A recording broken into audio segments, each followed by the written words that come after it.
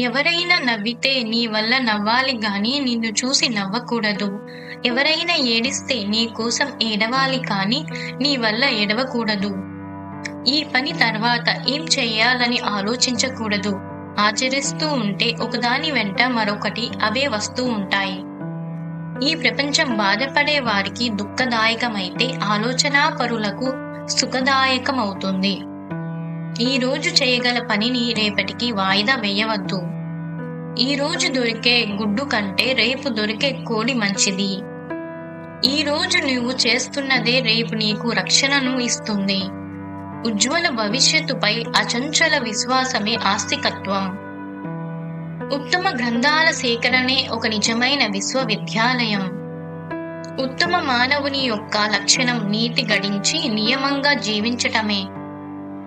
ఉత్తమమైన పుస్తకాలను మొదట చదవండి, లేకపోతే అవి చదివే అవకాశమే దొరక్కపోవచ్చు. ఉత్సాహం క్రియాశీలతలను 1000 రెట్లు పెంచుతుంది. శాంతంగా నిబ్బరంగా ఉండగలగటమే నిజమైన శక్తికి నిదర్శనం.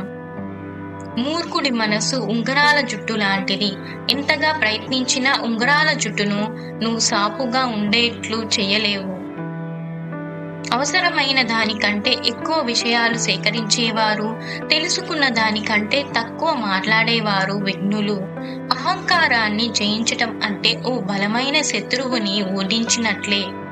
మనసులోని భావోద్వేగాలను ఎంత చక్కగా నియంత్రించుకోగలిగితే మనిషి అంత చక్కని భవిష్యత్తును నిర్మించుకోగలడు. చింతించటం వల్ల నిన్న బాధ తీరిపోదు. దిగులు పడటం వల్ల రేపటి దుఃఖం దూరం కాదు. నేటి సుఖమే నాశనం అవుతుందని తెలుసుకో మిత్రమా. ఉన్నత శిఖరాలను అధిరోహించాలంటే ప్రతి అడుగులోనూ పట్టుదల, ప్రతి ఆలోచనలోని స్థిరత్వం, ప్రతి ఆచరణలోని దృఢత్వం ఉండాలి. శ్రమించేవాడు ఎక్కడైనా జీవించగలడు. సోమరిపోతూ బంగారు గనిలో ఉన్న బికారిగానే ఉంటాడు.